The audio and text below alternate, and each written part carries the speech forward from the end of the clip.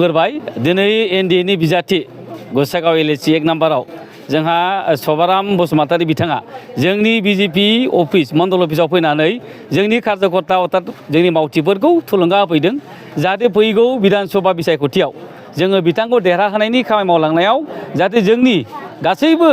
माने बुथ लेभेलनि जे कार्यकर्ताफ्रा जाहाथे मोनसे बोलो फैयो थुलुंगाखाङो बिनि थाखायनो बिथाङा दिनै जों बरायनाय हाबाफारि लादोंमोन बे बरायनाय हाबाफारियाव जोंनि जमदुवार मण्डलाव फ्राय 200-250 जन मानसि गेजेरजों जानानै बिथांखौ जों बरायदों आरो बरायनायजों लोगोसे फैगौ बिसायख'थियाव देरहासार खालामनायनि थाखाय जों बयबो बिथांखौ जोङो खोथा होदों आरो बिथाङानो जोंनि बिसायख'थियाव बे फैगौ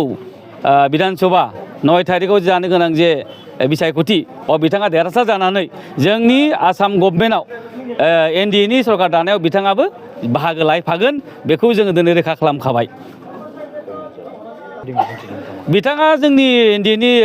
बिजाथि हिसाबै जोबोद मोजां सासे सिनियर बेक्ति आरो बिथांखौ जोङो सानदों बिथाङा जोंनि रायजो राजानि गांनाय उखैनाय आरो बे गसाइगाव एलएसिनि बिभिन्न डेभेलपमेन्ट खामानियाव बिथाङा जोंजों सहाय सुबिदा खालामफागोन जों आसा खालामदों आरो बिथाङा दिनै खोथाबो होलांदों जे जोंखौ लानानै बिथाङा देरहाखानाय जे सिमांखौ नुखाबाय आरो बे सिमाङा मोगथां महर खालामनाया जों भारतीय जनता पार्टीजों लोगोसे जोंनि नैबे गसाइगाव एलएसिनि बिपिएफ दोलो हान्जानि जे कार्यकर्ता जों जयैनो ज' मावलायनानै जाहाथे एनडिएनि बिजाथिखौ देरहासार होयो बेखौनो जों दिनै बयनिबो जानानै बिथांखौ बरायबाय आरो बरायनायजों लोगोसे जोङो देरहानायखौबो जों रोखा खालामखाबाय। बिथांनि थाखाय जोङो भारतीय जनता पार्टी जानानै